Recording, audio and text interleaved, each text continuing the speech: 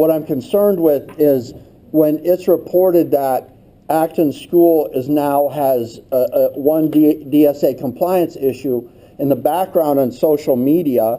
There's this new thing that you can do a search and automatically blows up your phone when somebody starts painting out in social media things like that the three of us maybe were on the board when this room right here used to be a library and those rooms over here were classrooms and were tore out, and that we had something to do with this, or that staff is abound now in comparison to what it used to be. I recall that in the old days that the principal would actually do construction work somehow instead of being at their site. That principal is not here anymore. That the financial director is a different one now. In fact, the facilities director that we used to have is not here anymore. The superintendent is not here anymore. So if you have any questions about this project and where it got south, you might want to find those people. And you notice these two look confused because they weren't here either. So at the end of the day, the question I have for you, Larry, is when you got here, have you not spent the entirety of your time with your staff trying to get a handrail this much up, and it's taken you 18 months? It's taken us 18 months for our basic science, and the handrails have taken quite a bit of time. And what role did anybody on your staff have in creating this problem? None, because most of them went back to the lady. Okay, so let's make sure that we all understand that out there, that some people are left cleaning up a mess. And I know Vlad the Impaler's fence out there bothers everyone, but it's one step at a time, okay? Will you void the warranty if you put kids on the field before the job is signed off on the punch list? Yes. Thank you. Mr. Pfalzgraf? Happy birthday, Mr. Spielman. Young Americans, I went in there this afternoon at Vasquez, extremely high energy. I would encourage everyone to go see that Saturday. The kids that were just in here dancing are, our social health on our campuses has been something that Ed was really a champion of, and the new superintendent. So when these kids come out and go out into the world, they do so much for the reputation of our community. I did learn at the governance training that, like, we're just awesome, even with being on the board. I was like, when I'm looking at people that are asking questions going, dude, did you really say that? When I'm saying that, we're in good shape, believe me. So thank you for arranging that. I see you've been doing your homework on me. Thank you. It's pretty easy to find on the internet. You know the questions that are coming, and I don't just do this just for the sake of doing it. It's captured. It's memorialized. There's a GoPro going on. You'll be on tomorrow, and I'm going to ask the questions that we're always accused of being rubber stamping charters for. You've answered some of them. But I'm going to run through what I normally run through. Your not-for-profit, correct? Correct. Your Shasta exception is that you don't have any resource centers that service students in towns around us. Correct. Okay. I am concerned that there is still what appears to be an open for business presence at 10th Street and Palmdale Boulevard. Yeah, is that sponsored by someone else? That is now the San Bernardino charter. So they are authorized in San Bernardino County. Adjacent county. So now that becomes an adjacent. So staff, please note that. Yes, I want that memorialized. The only question I have to you, a couple about SPED oversight, and I have to ask you this question. You've already answered it, but your child find process does not include a pre-enrollment form that says things like, please verify that your child has never had special education services or has a 504. My understanding based on your comment was that you take the enrollment form. Once the enrollment has been processed, then you contact the parent and say, is there anything you want to tell us about your child, and not vice versa, because we know what that does. Thank you.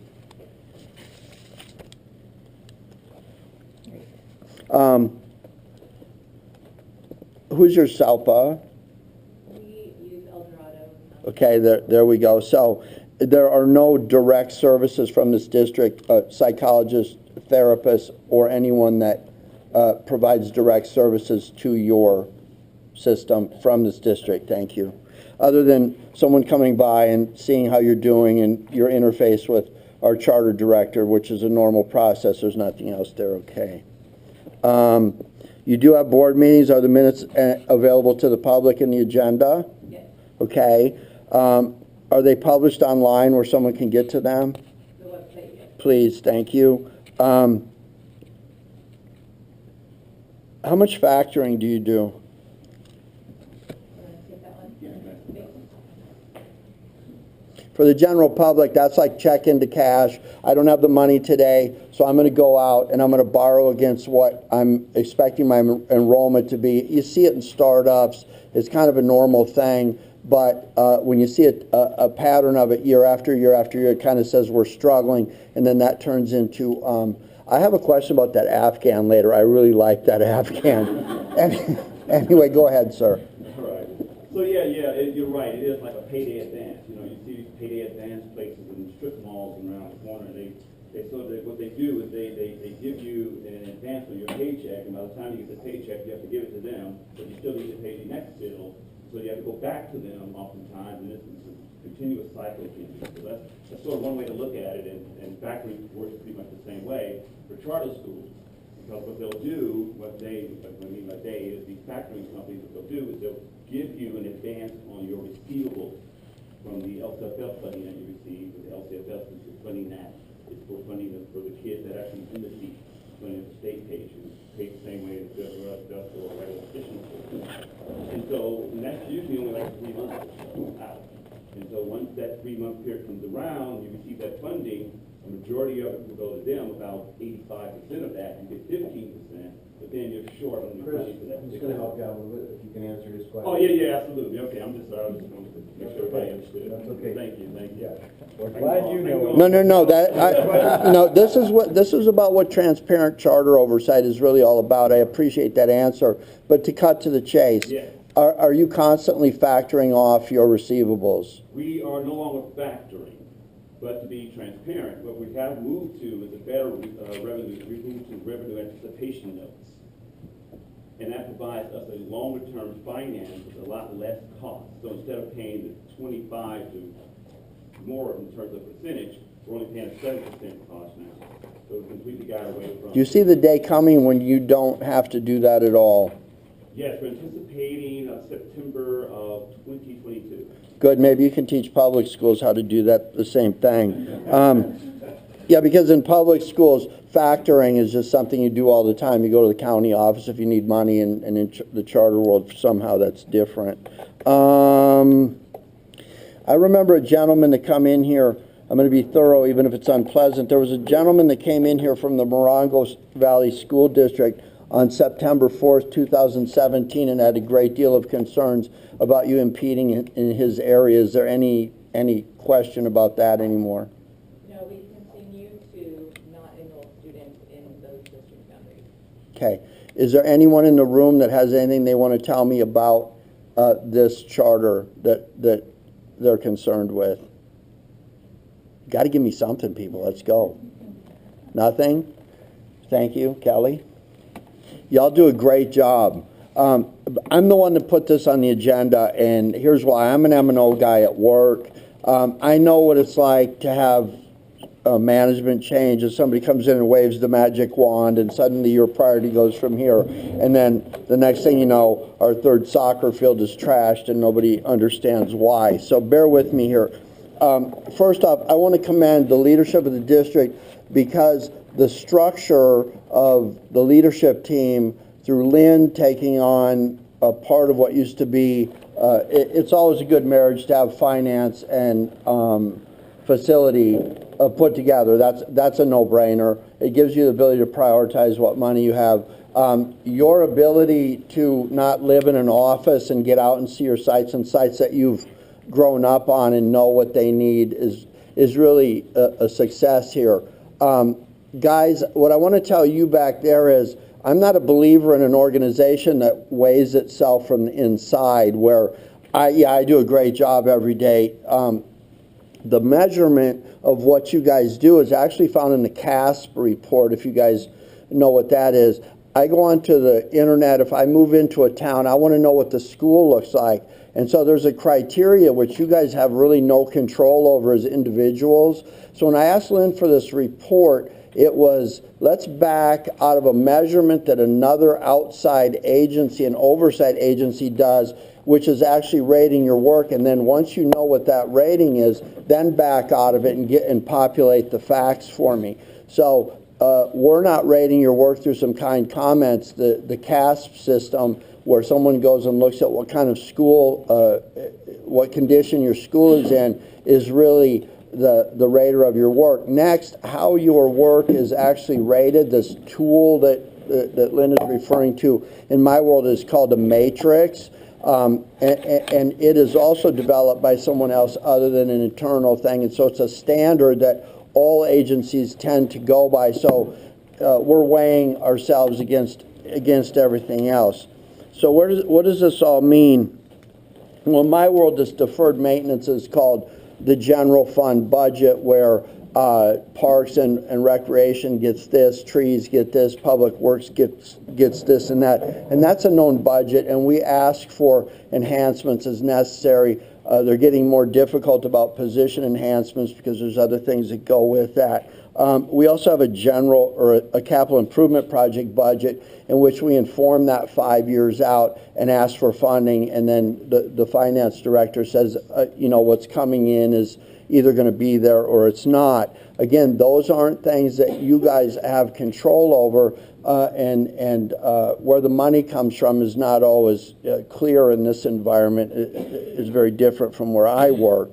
But I'm glad to see that you have a work order system that you're capturing the efforts, because there's nothing worse. I've worked for a department in which some people from over here would get on the phone and they would call you, and you're dropping your work and ruining your own efficiencies to run over there. And so what happens in those systems is everyone is taken care of while no one is taken care of. You guys understand what I mean by that. So if you're able to focus your efforts and prioritize them and maximize the workforce that you have working at one site and get things wrapped up there instead of running around with your head cut off. So I really like your work order system.